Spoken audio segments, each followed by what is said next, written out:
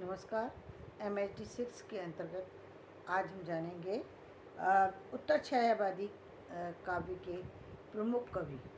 तो कौन कौन से हैं प्रमुख कवि? तो वो हैं रामधारी सिंह दिनकर जी, हरिवंश राय बच्चन, माखनलाल चतुर्वेदी जी, बालकृष्ण शर्मा नवीन, नरेंद्र शर्मा, भगवती चरण वर्मा आदि। ये जो कवि हैं ये उत्तर छायावादी काव्य के प्रमुख कवि कहे जाते हैं। रामधारी सिंह दिनकर जी जो हैं उनके काव्य की एक विशेषता जो है वो क्या है? वो ये है कि उन्होंने जितनी भी रचनाएं लिखी हैं उनकी रचनाओं में राष्ट्रीयता की भावनाएं, जागरूक करने की भावनाएं, सामाजिक उत्थान की भावनाएं, तो एक तो उनको लिए हुए हैं। अब पहले मैं दिनकर जी की एक रचना को पढ़ती हूँ, उसके बाद अपनी वो स्टार्ट करती हूँ।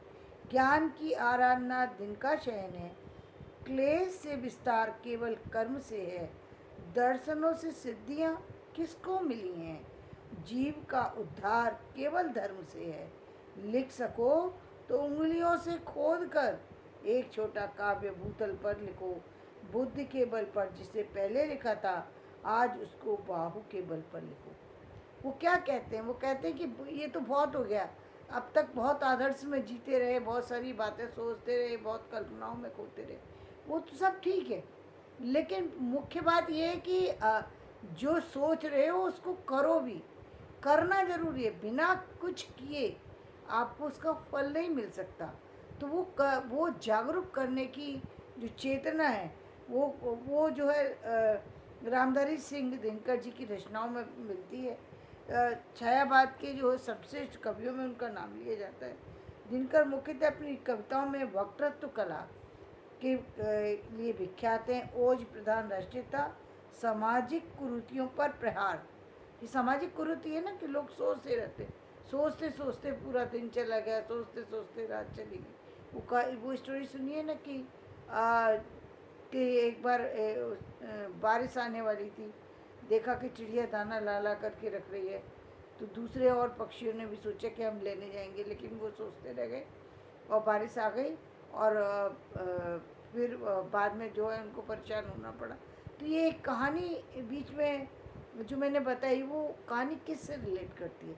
वो रिलेट करती है कि वही समाज, ये उसी समाज से रिलेट करती है जो समाज हमारा सिर्फ कल्पनाओं में जीता रहता है, यथार्थ के बारे में सोचना, यथार्थ पर चलना नहीं चाहता, यथार्थ को मानना भी नहीं चाहता। तो उसी के बारे में बात की गई है।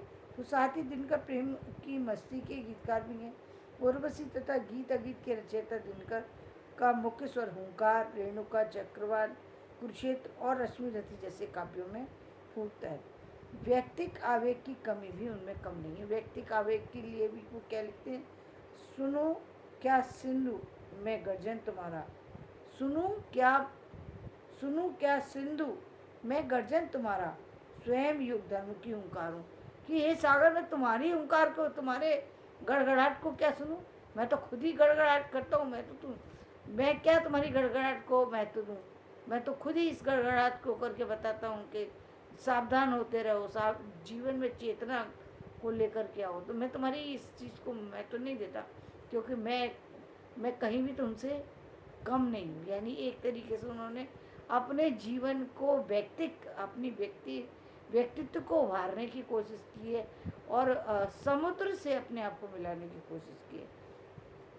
ये बहुत बड़ी बात है। आदमी अपने बारे में जानकारी रखे और उसको कह भी पाए, तो ये बहुत बड़ी बात है। हरिवंश राय बच्चन की यदि हम बात करें तो हरिवंश राय बच्चन जी जो हैं वो उनका जीवन भी उनकी रचना से ही हम जानने की कोशिश करेंगे। कि पाँव चलने को विवश थे जब विवेक विहीन था मन, आज तो मस्तिष्क दूषित कर चुके पद के मिलिन कर।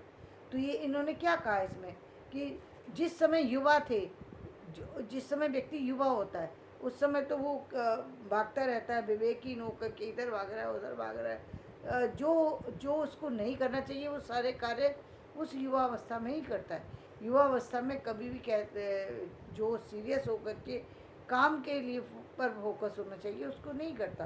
और आज तो मस्तिष्क दूषित कर चुके पद के मलिक, और आज जब उम्र निकल गई तो दिमाग भी बहुत तरीके की चीज़ों से परेशान हो चुका है, शरीर भी थक चुका है, जीवन में और बहुत सारी सी समस्याएं आ गई। अब तो अब जो मस्तिष्क की जो चेतना है वो भी कहीं ना कहीं जो सामाजिक धूल को जो पथ के कण जो उसके ऊपर पड़े हैं, उससे वो उसका भी जो स्वच्छता थी वो भी कहीं ना कहीं धूमिल सी दिखाई देती है। तो क्या इस तरीके से उन्होंने यही दिखाने की कोशिश की है कि उन्होंने भी यही बताने की कोशिश की है कि युवा अवस्था जीवन की सर्वश्रेष्ठ अवस्था होती है। व्यक्ति को उस अवस्था में अपने कार्यों पर लगे रहना चाहिए, और यदि आप नहीं लग पाए तो फिर आगे आप लगना चाहिए। ये नहीं है कि आगे कुछ और बहाना लेकर के बैठ गए। जैसे पहले इस समय में था कि एक बहाना, जो लोग सर्विस में नहीं थे वो उनके पास तो कोई बहाना नहीं था, इसलिए उनको तो ऐसा नहीं लगता था कि अब हम रिटायर हो गए। लेकिन जो गवर्नमेंट जॉब में थे उन सारे लोगों को एक ही चीज़ लगती थी, हम रिटायर हो गए। या क्या आप जीवन से जाने वाले कहीं? नहीं, जीवन से तो जाने वाले नहीं हैं, रहने वाले तो यही हैं। तो फिर ये ऐसी ही बातें कैसे? जब आप जीवन में रहने वाले हैं तो जीवन की बातें कीजिए ना। ये कैसी बात है कि हम रिटायर हो गए? रिटायर का क्या मतलब होता है?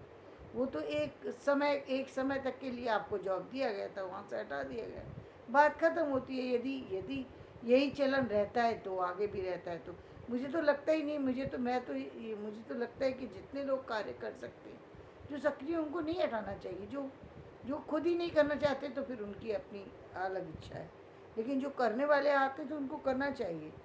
तो हरिवंश राय बच्चन जी, दिनकर के साथ साथ बच्चन जी जो हैं वो भी उत्तर छायावादी रचनाओं के प्रतिनिधि कवि के रूप में ही माने जाते हैं। बच्चन मुख्यतः प्रेम और मस्ती के गायक हैं। उमर खयाम की रुबाइयों के अनुवाद, मधुकलश जैसी रचनाओं की मधुचर्या के कारण इनके काव्य को उपहास मधालाबाद भी कहा गया है।